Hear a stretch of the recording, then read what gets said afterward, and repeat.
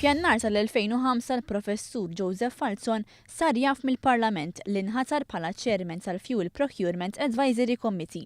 Meta ħal kariga u warit li ssir riċerka dwar il-hedging. Wara diversi attentati biex jikkuntattja lill-Ministru ta' dak iż-żmien Austin Gatt, huwa kien mitlub jiltaqa' miegħu fil-każin tal-Partit Nazzjonalista f'Santa Venera. Mara n-nies kien hemm kamra żgħira, każin ta' Santa Venera qiegħed wara l-mita hemmhekk. Qatt ma mort jiena ma ġifieri mort.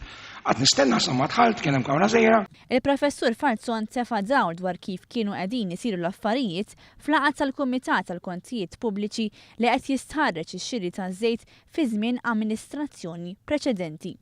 Mistu Gatt qal li x'għandek bżonn, qed lu għandna bżonn żewġ gradwati biex nagħmlu riċerka. Qal li no way.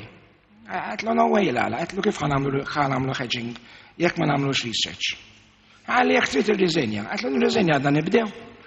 Qed lu għana mhux biex ngħinu lil Malta, qed lu din nagħmlu. Literalment hekk. Dak li matlu. U mbagħad daqshekk u mbagħad nilemmu. Fl-istess laqgħa Falzon qal ukoll kif l Malta diġà kienet qed tiffaċċja telf kbir. Kienet ċara li ġiġa kien hemm problemi, ġifieri pereżempju li kien hemm 16% loss dak iż-żmien. Konna nafu bih. 16% l-enġiniera jgħidulna xi 6% huwa natural loss bil-power stations għad-djar, għal 10% l-oħra fejn huma. Meta reġa' tkellem dwar il-hedging Falzon żied jgħid li f'previżjoni perfetta kienu jkunu frankati iżjed minn $100 miljun Amerikan fuq sentejn. Imma konna nifranka 111 million US dollars. I can get you the file or we go through it. 111 million, yes.